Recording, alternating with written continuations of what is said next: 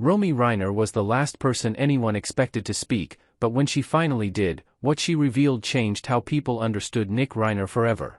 Her words did not come from rumors or headlines, they came from fear, memory, and things she witnessed that no one else talked about. She did not describe a monster at first, she described a brother who looked normal, sounded normal, and lived among them without raising alarms. And that is exactly why what she revealed next felt so disturbing. Because according to Romy Reiner, the warning signs were never loud, they were quiet, calculated, and hiding in plain sight.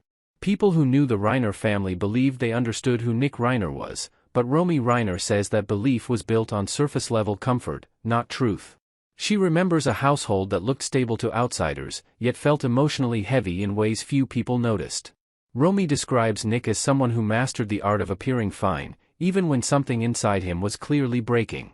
He did not lash out or create scenes, which made his inner struggles easier to ignore and harder to question. According to Romy, the most frightening thing about Nick was never anger, it was silence. Silence that sat at the dinner table, silence that filled conversations, and silence that allowed dangerous thoughts to grow without resistance.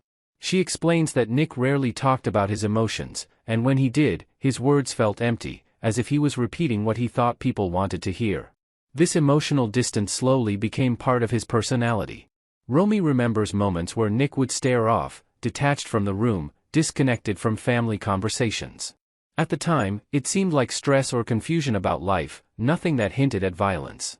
Inside the Reiner home, Rob and Michelle Reiner believed they were guiding their son toward responsibility and independence.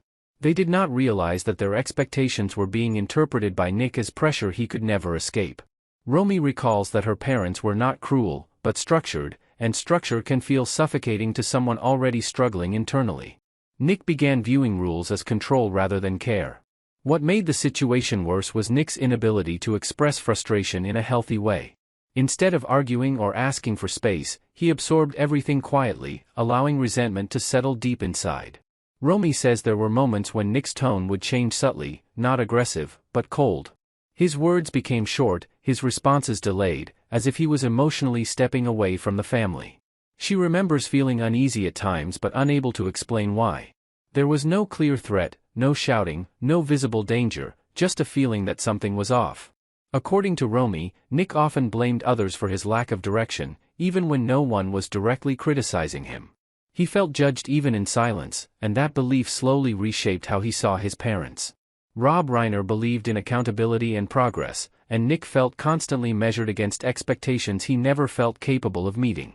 Michelle Reiner tried to soften those expectations, but even her support could not reach him. Romy says Nick started isolating himself emotionally long before the crime. He was present physically but absent mentally, moving through daily life like someone disconnected from consequences. The most chilling part of Romy's account is how normal everything looked from the outside. Family routines continued, conversations happened, and no one suspected a psychological break forming quietly. She recalls small moments that only made sense later, moments where Nick spoke about feeling trapped, stuck, and misunderstood, without ever explaining why. At the time, those words felt vague, not dangerous. Romy explains that Nick developed a belief that his parents were obstacles to his freedom, not supporters. This mental shift did not happen suddenly, it grew slowly through unresolved frustration. Instead of seeing Rob and Michelle as people trying to help, Nick began seeing them as symbols of failure. That perception hardened over time and distorted his thinking. Romy admits that looking back, the warning signs were emotional, not behavioral. Nick followed rules, avoided trouble, and kept his composure, which made intervention seem unnecessary. What frightened Romy the most was how controlled Nick appeared. There was no chaos, no impulsiveness, just emotional numbness that masked deeper instability. She believes that Nick began planning mentally long before anything happened physically. His detachment felt intentional, as if he was preparing himself emotionally. Romy says Nick stopped reacting to consequences, which is often more dangerous than anger. When someone stops caring about outcomes, boundaries disappear. As time passed, communication inside the home weakened. Conversations became practical, not emotional, allowing misunderstandings to deepen without resolution. Romy remembers thinking that Nick needed help, but not realizing how urgent it truly was. Like many families, they believed time would fix what they did not understand. What no one realized was that Nick's internal narrative was becoming darker and more rigid. He convinced himself that his pain had a single source and a single solution. Romy's voice reportedly shook when she described the realization that Nick no longer saw his parents as people, but as barriers. That mental shift marked the point of no return. According to her, the most terrifying actions of Nick were not visible acts, but internal decisions made silently. Decisions that shaped the tragedy before it ever happened. By the time the final days arrived, Nick had emotionally separated himself from the idea of family. He was living under the same roof but no longer connected to it. Romy believes that if Nick had expressed even a fraction of what he felt openly, the outcome could have been different. Silence became the most dangerous weapon in this story. The night everything changed did not begin with shouting or violence. It began with emotional emptiness that had already erased empathy. And this is where Romy says the story becomes impossible to forget, because what happened next was not driven by rage, but by emotional detachment so complete that it erased hesitation. Romy Reiner did not come forward because she wanted attention or sympathy, and that detail alone made people listen more carefully to what she had to say.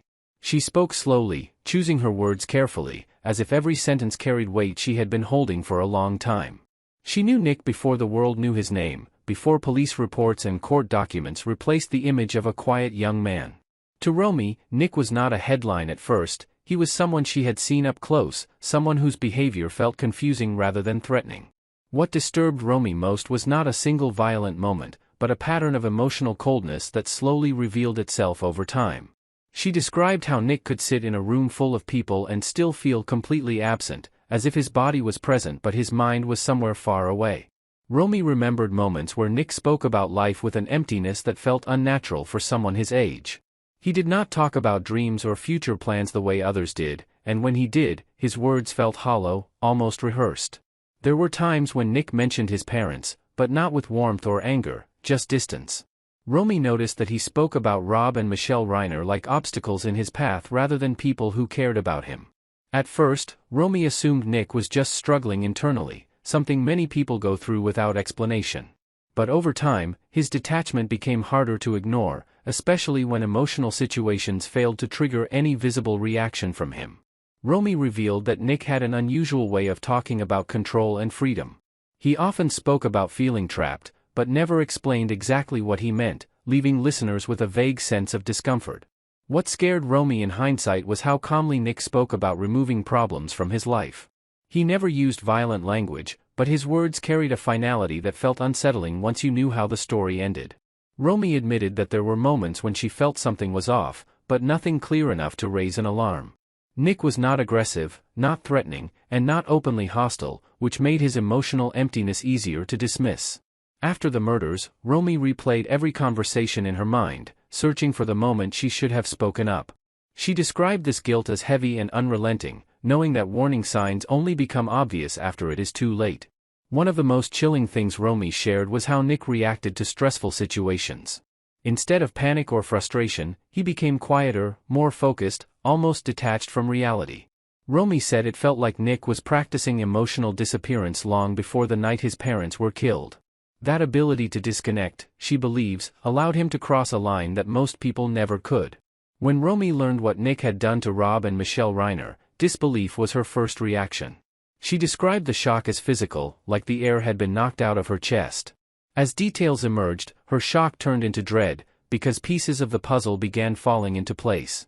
The silence, the detachment, the way Nick spoke about problems as things to be removed, all of it suddenly made sense. Romy explained that Nick never expressed remorse in the way people expect. There were no emotional breakdowns, no visible guilt, just a quiet acceptance that felt deeply unsettling. She described this emotional flatness as more frightening than rage, because rage burns out, but emptiness remains. In Nick's case, that emptiness appeared to guide his actions rather than stop them. Romy also spoke about how easily Nick blended into everyday life. He could laugh at jokes, participate in conversations, and appear normal enough to avoid suspicion. This ability to wear normalcy like a mask is what Romy believes allowed Nick to go unnoticed for so long. No one expects danger from someone who looks calm, polite, and ordinary. She revealed that Nick rarely spoke about consequences. His thinking focused on the present moment and his own internal discomfort, not on how actions might affect others. That lack of emotional connection, Romy believes, played a major role in what happened. When empathy fades, moral boundaries become easier to cross. Romy's words force the public to confront an uncomfortable truth. The most dangerous behaviors are not always loud or dramatic, they are often quiet and hidden behind routine.